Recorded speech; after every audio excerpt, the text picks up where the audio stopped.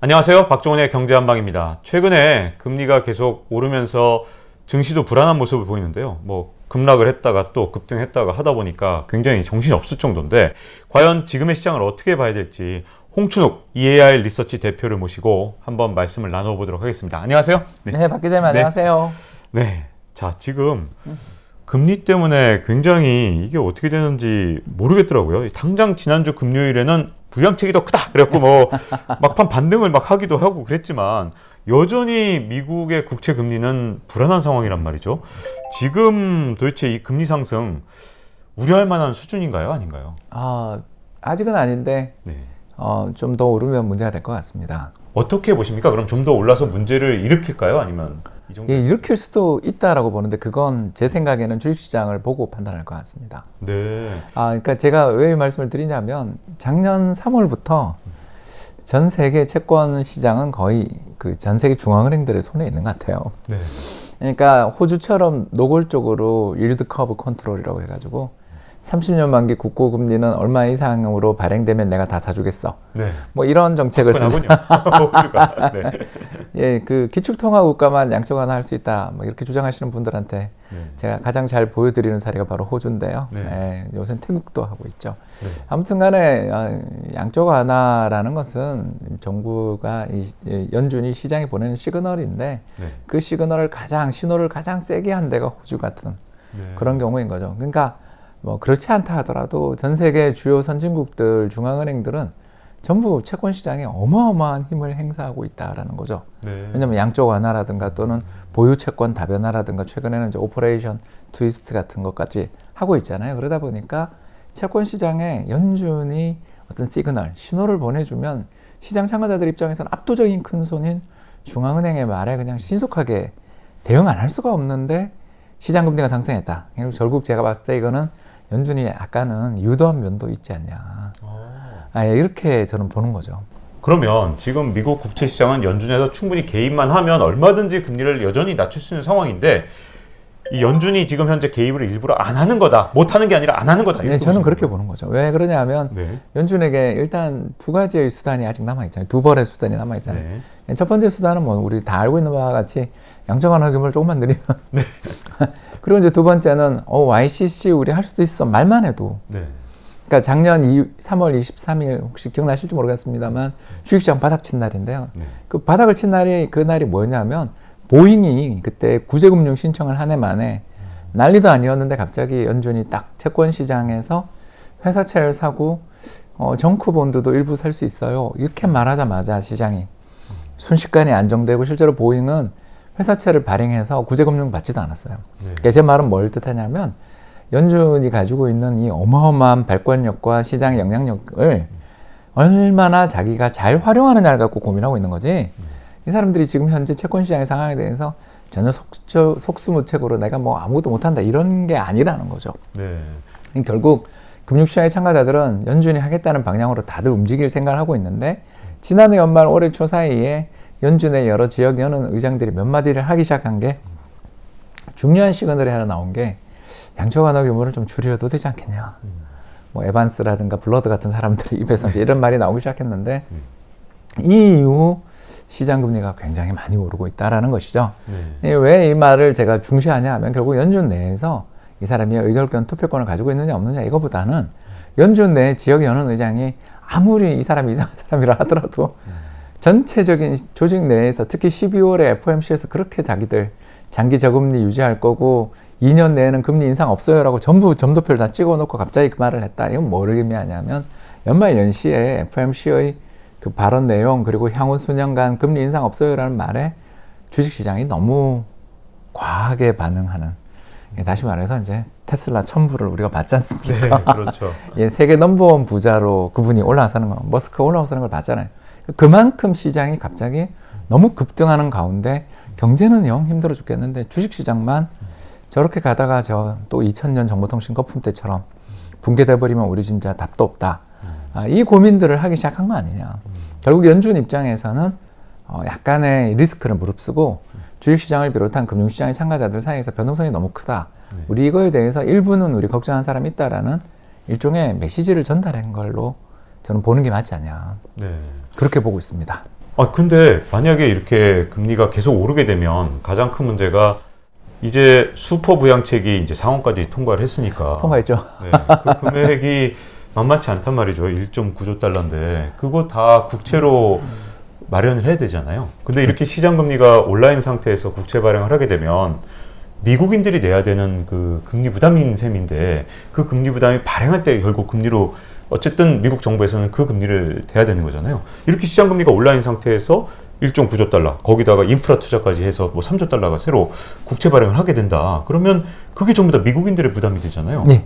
이게 문제가 되지 않을까요? 예, 그러니까 그 밸런스가 통화정책의 가장 어려운 부분인 것 같아요. 네. 그러니까 통화정책 당국이 그린스펀처럼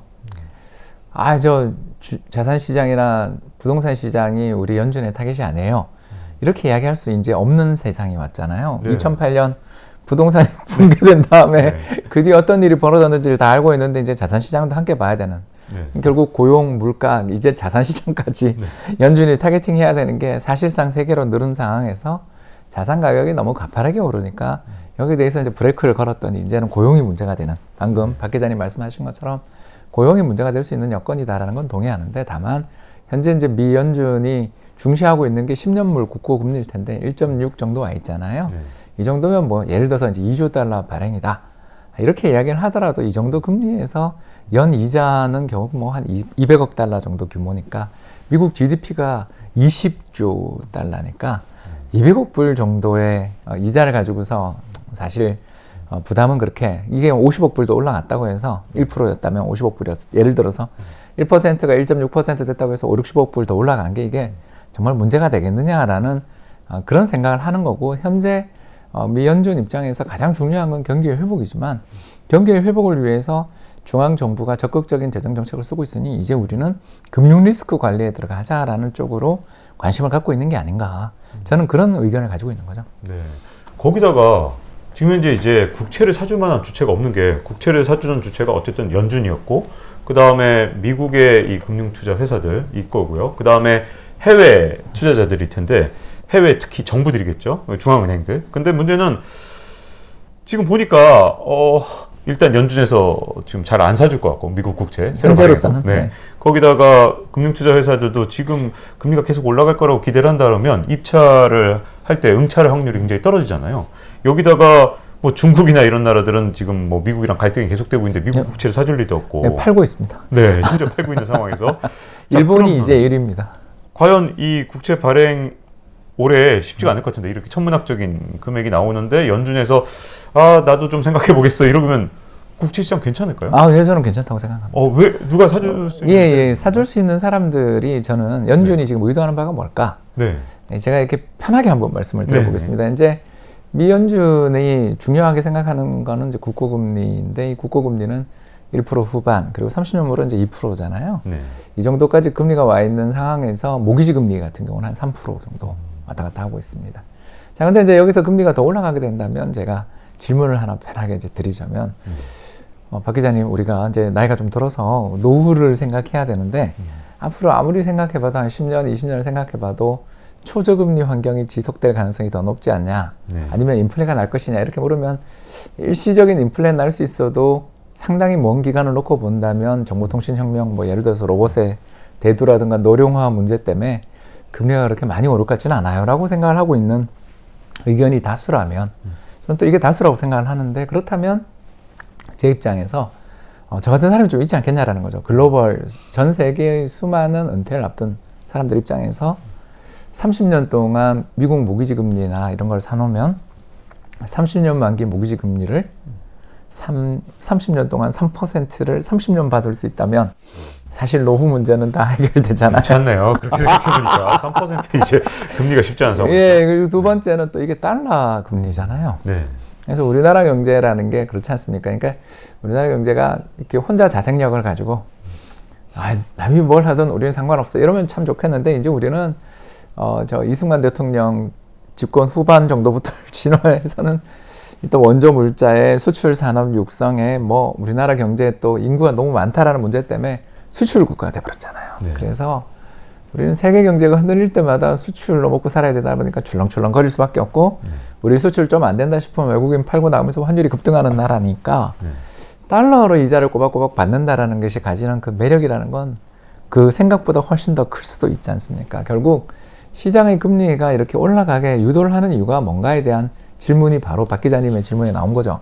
즉 시장 금리를 조금씩 이렇게 올려놔서 예를 들어서 국고금리가 2%, 그러니까 10년물 국고금리가 2%면 30년물은 그보다 더 올라갈 거 아닙니까? 그렇죠. 예, 거기에 모기지 금리는 더 올라가겠죠. 자, 이렇게 되면 투자자들 입장에서 나 지난 1년 동안 성과가 좀 나고 좋았는데 야, 저 정도 이자면 좀 일부 자산은 저기다 투자를 해도 괜찮지 않겠냐라며 지금 시장에서 급등하고 있는 자산이 주식 부동산이 너무나 가파르게 급등하고 있는데 이 두 시장에서 조금 김을 빼고 싶은 그 효과를 가져오는데 채권이 금리가 올라가는 것만큼 김을 빼는데 도움이 되는 건 없지 않냐. 네. 이렇게 보는 것이죠. 네. 따라서 시장이 전부 모든 유동성은 주식 부동산, 작년 미국 부동산이 12%가 올랐잖아요. 네. 이 큰 나라에서 12%라는 게 얼마나 큰 건지 우린 뭐 다 알지 않습니까? 그러니까 그 어마어마한 돈이 쏠려가는 거를 브레이크를 이제 조금 정부가 나서고 있으니 이제 자산 효과는 이제 좀 과하다. 이렇게 지금 정책 밸런스를 쓰고 있는 게 아니냐. 이렇게 보면 충분히 지금 현재의 연준의 스탠스들. 예를 들어서 뭐 제 생각이 그렇습니다. 1.6, 1.7이 올라가고 있을 때 파월 의장이 딱 나가서 한마디만 하면 저는 끝날 것 같거든요. 양적 완화 규모를 2배로 늘리고 싶습니다. 저희 FOMC에서 뭐 3월달 FOMC에서 이런 여러 가지 부분에 대해서 의논하겠습니다. 뭐 이 한마디만 해도 통화정책 기조를 더욱더 강화할 것인가에 대해서 의논하겠다 말 한마디만 해도 달라질 문제일 텐데 이걸 안 하는 이유는 결국 연준이 이 정도 금리 정도로 올리는 건 정부가 발행하는 국고 금리의 부담은 좀 다소 있을지 모르지만 경제에 존재하는 버블 리스크를 좀 빼고 싶어 하는 거 아니냐 이렇게 저는 해석하는 게 이런 데 있습니다. 혹시 인플레이션을 좀 미리 걱정해서 약간 금리를 올라가도록 좀 이렇게 방조하는 게 아니냐 이렇게 보시는 분도 있던데 어떻게 보십니까? 저는 동의하지 않습니다. 네. 왜 그러냐면 일단 인플레가 나올 데가 없어요. 네. 이게 이제 박 기자님하고 저하고 하도 방송을 오래 해서 그런 이야기인데 그러니까 인플레가 나는 방법이 두 가지잖아요. 하나는 뭐냐면 원자재 가격 오르는 건데 이거는 뭐 시장의 수급이고 투기성 자금들의 유입 특히 최근에 곡물 가격 오르는 게 네. 기후 변동 최근에 또 텍사스 난리 나고 했지 않습니까? 그런 것처럼 겨울에 재배하는 밀들 수확에 대한 우려들 뭐 이런 것 때문에 오를 수 있고 또 국제 유가가 오르는 거야 또 감산 뭐 이런 여러 이슈로 인해서 오를 수 있으니까 이건 어떻게 통제할 수 없는 문제입니다. 근데 이거는 제가 충분히 인지하고 이건 지난해 4월에 있었던 국제 원유 가격이 마이너스 가는 사태가 있었으니까 네. 올해 이쪽 원자재 인플레가 날 수 있다. 이건 저도 동의하고 이걸 걱정합니다. 그러나 이거는 연준 입장에서 거의 중시하지 않는 인플레라는 거죠. 가장 중시하는 인플레는 뭐냐 하면 결국 임금의 상승으로부터 유발되는 인플레. 저희들은 이걸 이제 근원 인플레라고도 부르는데 그런 것보다는 그냥 그 생산 단가 상승이라고 쉬운 용어를 써야 되는데 이게 참 어려워서 저희들이 이제 단위 노동 비용이라고 부르는 건데 이게 별거 아닙니다. 임금 상승률과 생산성이라는 이 두 가지 중요한 지표가 있는데 임금이 막 올라가는데 생산성은 안 오른다. 이러면 인플레가 굉장히 강하게 납니다. 왜냐하면 기업들 입장에서 생산 단가는 올라가는데 임금이 올라가니까 단가는 올라가는데 근로자들의 생산성은 향상이 안 된다. 이러면 이건 제품 가격을 인상하지 않으면 이 회사 망하는 거예요. 그렇지 않습니까? 네. 그렇기 때문에 이렇게 발생하게 되는 인플레는 이게 굉장히 오래 가고 무섭습니다. 근데 반대로 지금은 어떠냐 하면 임금은 바닥을 향해서 가고 있는데 사람들이 잘릴까 봐 너무 무서워서 생산성은 막 올라가고 있잖아요. 이 근태가 얼마나 좋아지겠습니까? 이런 시장에서 이렇게 방심하면 큰일 나거든요. 결국 임금은 떨어지는데 생산성은 막 올라가는 세상이 와버렸는데 이러면 기업들 입장에서 어떤 일이 벌어지냐 하면 굳이 제품 가격을 인상 안 해도 마진이 확보되는. 최근에 보면 우리나라도 그렇지만 특히 선진국 쪽 기업 실적 전망 보면 굉장히 가파르게 개선되는 이유가 이자율이 낮은 탓도 있지만 사실은 근로자들의 협상력들이 굉장히 약해지면서 실업률이 높으니까 근로자들의 협상력이 낮아지는 가운데 임금을 못 올리니까 네. 거기다가 불황에 특히 정보통신혁명은 더 가속화되는 경향이 있지 않습니까? 왜냐하면 근로자들의 저항력이 약해지잖아요. 물론 전기차 업계에서 최근 우리나라에서도 벌어지는 일들은 앞으로 정말 우리 경제에 어마어마한 중요성을 지닌 일들이 벌어지는 것 같아요. 네. 아무튼 핵심은 요약하자면 근로자들의 생산 단가는 점점 떨어질 것 같아요. 그러면 기업 입장에서 원자재 가격 그거는 정말 대부분의 상품에서 이제 거의 중요하지 않잖아요. 네. 특히 선진국은 엔겔 지수라는 게 낮아서 네. 식료품 가격 오르는 게 전체 물가에 미치는 영향이 상대적으로 적잖아요. 그래서 이 물가가 오르고 이런 건 신흥국 경제가 사실 저는 걱정입니다. 그렇지 선진국 경제에서는 인플레는 그러니까 헤드라인 인플레, 이 원자재 인플레는 좀 날 수 있다. 그건 특히 언제까지 한 4, 5월까지 날 수 있다. 근데 그건 계절적인 거고 기후 문제다. 근데 정말 중요한 근원 인플레, 핵심 인플레는 너무 심하게 안 날 것 같다. 네. 디플레 리스크, 그러니까 임금 디플레, 원자재 인플레라고 해석을 해야 되는데 연준이 보는 건 임금을 보고 있기 때문에 네. 제 생각에 인플레이션 때문에 뭐가 어떤 정책을 편다 이런 이야기를 하는 거는 지금은 조금은 빠른 느낌이 있다. 네. 이렇게 봅니다. 자, 그러면 이제 아마 주식 투자하시는 분들이 제일 궁금해하는 건 금리는 도대체 어디까지 오를 거고, 그리고 금리가 올라가는 동안만 주가 조정을 좀 일시적으로 받으면 그래도 이제 안정되면서 주식시장이 좀 괜찮아질 건지 이런 부분까지 좀 궁금해질 것 같은데요. 어떻게 보시나요? 그러니까 이게 문제가 뭐냐면요. 네. 그러니까 우리 이 함수 문제들을 푸는데 네. 방정식 문제를 푸는데 이 식은 하나인데 모르는 게 두 개 있으면 네. 답은 안 나오고 관계만 나오는 거죠. 그렇죠. 제가 지금 방금 말씀드린 질문에 대해서 이렇게 이상한 답변을 하는 이유가 연준이 딱 그럴 거예요. 마음에 가서 이야기를 하면 어떤 분들은 저 경제가 좋아지면 금리가 올라가는 건 당연한 일인데 지금 금리 수준은 좀 과한 느낌이 있어. 이제 이런 이야기를 하게 될 때가 언제 올 건가? 제 생각에는 주식시장이 좀 조정을 받으면 올 것 같아요. 충분히 조정을 받으면 연준 예, 이사들이 연준 좀 입장에서는 뭐 네. 특히 3월이겠죠. 3월 FOMC 의사록이나 이런 걸 공개할 때 의사록은 또 늦게 공개하잖아요. 네. 이런 거 공개하면서 뉘앙스 톤을 다 조절하거든요. 주식시장이 그때 조정받는다 그러면 우리 금리 인상할 생각 앞으로 없고 인플레 걱정 없어 이렇게 코멘트를 달 거고. 그러니까 연준 회의 자체가 아니라 오히려 의사록을 공개할 시점. 네, 그런 시점으로 가면서 점점 연준 입장에서는 주식시장이 너무 가파르게 오르고 여기 특히 이번 게임스탑 사태라든가 여러 가지 그런 주식시장에서 좀 나타나고 있는 과열적인 징후들을 보이지 않습니까? 네. 그러니까 펀더멘탈이라기보다는 쟤들 혼내주자 그러고 몰려가서 주가를 올리는, 물론 이게 뭐 기분은 시원하고 좋죠. 그러나 이게 그 회사가 그러면 이렇게 주가가 올라가면 이 회사는 정말 살아날 것인가? 이거는 우리가 모르는 문제라는 거죠. 자꾸 보면 만성 적자에 빠진, 그러니까 그 회사의 주당 순이익이 얼마인지 이런 거 투자 안 하고 시장에서 흐름이 발생하는 것들에 대해서 연준은 상당히 걱정을 하고 있을 거다. 즉 칵테일 파티에서 술잔을 치우고 싶어하는 것 같다 지금. 네. 그런데 그렇게 해서 또 다 치우려니 주가가 빠지는 순간 경기가 나빠질 거라는 걸 우리 또 다 알잖아요.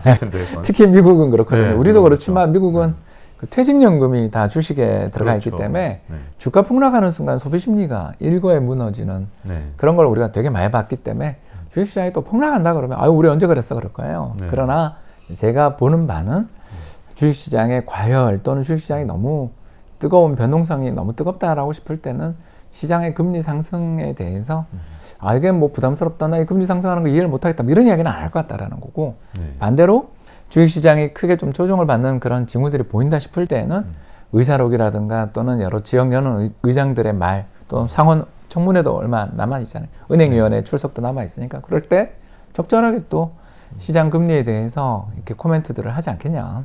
그러니까 저는 지금 시장의 이 그 금리 흐름을 살펴보면 네. 두 개로 분해할 수 있는데, 하나는 뭐냐면 인플레, 또 하나는 실질금리로 분해를 해볼 수가 있잖아요. 네. 실질금리라는 거 뭐 어렵게 생각하실 필요 없습니다. 그 국고금리 빼기 소비자 물가입니다.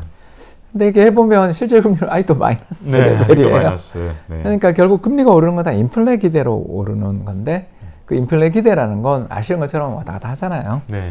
그래서 저는 연준 입장에서 실질금리가 안 오른다, 명목금리 빼기 물가를 했는데 실질금리는 전혀 안 오른다라는 건 경기 회복에 대한 기대가 높아져서 금리가 오르는 건 연준 입장에서 좋죠. 네. 근데 그런 거 없이 금리가 오르는 건 일종의 좀 시장의 변동성의 영역 또는 채권 시장에서 투자자들이 공포에 질린 영역이잖아요. 수급의 네. 영역이니까 그 문제는, 수급의 문제는 결국 연준이 얼마든지 해결을 해줄 수 있는 부분이 있다. 네. 이렇게 저는 보는 것이고요. 그래서 앞으로 저한테 뭐 어느 정도 가면 위험해요라고 물으시면 주가 계속 오르면 금리도 오를 것 같습니다라는 너무 좀 약간 어떻게 보면 단순한 답이 나올 수밖에 없지만 또 다른 한편으로 보면 그러면 언제쯤 되면 주식시장이 조정을 받을 금리 레벨이 될까요? 이렇게 물으면 10년물 국고금리 2% 근처 가면 저라도 채권 사고 싶은 것 같아요. 네. 아까 말씀드린 장기적으로는 저금리를 예, 왜냐하면 실질금리가 0이니까. 네. 앞으로 10년 정도 경제 성장률은 제로라고 보는 비관론자가 훨씬 더 많아요, 세상에. 네, 그렇죠. 이번에 큰 타격을 받았다고 보는 거죠. 네. 그리고 매년 이거 계절적인 전염병 되는 거 아니냐, 이 걱정하시는 분이 굉장히 많다라는 걸 생각하면 저는 시장 금리가 한 2% 정도 간다 그러면 수급이 나빠질 것 같아요. 네. 주식에서 돈이 빠져, 부동산에서 돈이 빠져, 채권으로 가려는 사람들이 네. 꽤 나오지 않겠냐. 사실 저만 해도 미국 국채 지금 사고 있거든요. 네. 너무 매력 있잖아요. 네, 이제 얼마 전에 0.5, 0.6이었는데 네. 1%가 올랐어요. 값이 많이 떨어졌죠. 국채 예, 값으로 거꾸로 이야기하면 값이 많이 떨어졌어요. 네. 그래서 싸게 사면, 국채는 싸게 사놓으면 항상 나중에 다 보답을 해주더라고요. 네. 그런 의미에서 저 같은 사람은 아직 극소수에 불과할 거예요. 그러나 그 금리 받아 뭐해? 홍 박사 이상하네. 뭐 이렇게 얘기하시는 분이 많을 텐데 네. 제 생각에는 금리 레벨이 1% 후반, 특히 지금처럼 뭐 중반 정도가 아닌 1.8, 1.9 이렇게 막 넘어가기 시작하면 시장에 좀 조정의 빌미를 줄 수도 있다. 네. 이렇게 봅니다. 자, 그러면 어쨌든 최근 들어서 이 주식 투자의 어떤 트렌드는 한번 사놓으면 뭐 5년이든 10년이든 좀 아니면 심지어 20, 30년을 이렇게 투자하시는 분도 계신데 그런 어떤 장기 투자자 관점을 봤을 땐 이제 지금 말씀하신 대로라면 일시적 조정이든 하여튼 뭔가 되게 큰 폭으로 주식시장이 흔들리면 또 연준이 나설 거니까 그러면 뭐 장기 투자자는 계속 갖고 가도 되는 건지 그리고 또 조정이 왔을 때가 지금 마지막으로 또 예를 들어서 증시가 다시 반등하기 전에 주식을 살 기회인지 어떻게 보시는지 궁금합니다. 예, 뭐 저는 박 기자님 말씀에 동의하죠. 네. 예, 저는 뭐 지금 주식시장이 그러니까 지난해 연말에 우리가 2,800 갔을 때도 놀랐지만 네. 사상 최고치 쉽게 뚫었고 올해 또 3,200까지 시장이 이렇게 가파르게 한 달에 100포인트, 200포인트씩 오르는 달은 지나고 보면 그 뒤에 조정이 좀 오는 게 어떻게 보면 당연한 일인 게 왜냐하면 싸게 샀던 사람들 입장에서는 얼마나 팔고 싶겠어요. 네. 그래서 조정의 실현해야죠. 빌미를 시장 금리가 줬다. 네. 저는 좀 그렇게 보는 쪽이고 두 번째 그러면 뭐 시장이 앞으로 꺾이냐 이렇게 이야기하면 아까 말씀드린 것처럼 미 연준 입장에서 그러면 뭐 앞으로 금리 인상할 거냐? 그 가능성이 전혀 없단 말이에요. 네. 1, 2년 사이에는 미 연준의 금리 인상 가능성은 전혀 없다라고 우리가 놓고 본다면 앞으로 장기 저금리가 펼쳐지게 될 때 결국 채권 금리 조금 올라가면 잠깐 채권 시장 갈 수는 있을지 모르지만 결국 시장의 주요 자금들은 다시 주식 시장에 올 수밖에 없는 여건이다라는 점을 생각하면 아직 주식 시장은 더 갈 길이 많이 남았다라면 조정에 매수를 하고 싶은데 조정이 잘 안 나타나니까. 네, 조정이 또 뭐 예를 들어서 국채 금리가 예를 들어 아까 말씀하신 대로 진짜 2% 갈지 안 갈지도 모르겠고 지금 벌써 국채 금리에 적응을 하고 있는 거 아니냐 이런 얘기도 있기 때문에 혹시 뭐 지금 굉장히 판단하기 좀 어려운 분이 많을 것 어렵습니다. 같아요. 그래서 네. 저는 뭐 박 기자님하고 다 오픈하고 이야기하는 사이라서 네. 제가 편하게 이야기하면 네. 지난해는 제 인생에서 가장 주식이 많았던 해였다면 지난해 연말부터 올해 사이는 또 달러 사고 있는 해입니다. 네. 왜냐하면 주가가 너무 많이 올라서 또 주식시장이나 이런 커뮤니티를 제가 가다 보면 재밌는 이야기를 들었는 게 주식은 삼성전자, 부동산은 강남부동산만 사면 되지 뭐 종목을 갖고 그렇게 고민해 이런 글이 1월에 올라왔었어요. 네. 그러더니 3월 초에 봤는데 어떤 글이 올라왔냐면 당신들 말 듣고 내가 삼성전자 사서 망했어요 그러는 거고요. 아니 삼성전자 주가가 얼마인데 망했다고 이러나 봤더니 7만 원 후반 정도잖아요. 네. 아니 이거 빠진 걸 갖고 망했다면 주식은 투자하면 안 된다. 아니 주식시장이라는 건 기본에 한 해에 20-30% 빠지는 건 그건 기본인 거고 오를 때 두 배 오르는 것도 기본인 게 주식인데 그거 삼성전자 샀는데 산지 한 달 만에 10%, 15% 조정받았다고 당신들한테 속았고 난 원망한다라는 글이 올라오는 걸 보고서 이건 주식을 한 번도 해본 적이 없고 주식의 위험이 어떤 건지도 모르시는 분들마저 시장에 들어와 있는 과열이다. 그래서 좀 조정이다. 이렇게 본 것인 거죠.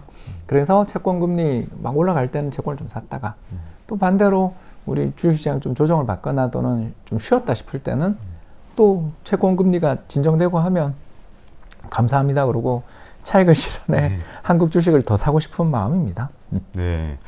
자, 여기서 이제 많은 분들이 또 궁금해 하시는 건 이제 앞으로 이 국채 금리도 계속 오르는 상황, 그리고 이게 지금 뭐 경기가 회복되면서 금융시장이 아주 요동치는 이런 상황에서 앞으로 혹시 자산 배분 어떻게 될지 궁금해 하시는 분들이 많을 것 같은데요. 이제 다음 편에서는 그 부분에 대해서 집중적으로 또 홍충욱 박사님께 여쭤보도록 하겠습니다. Round one, fight.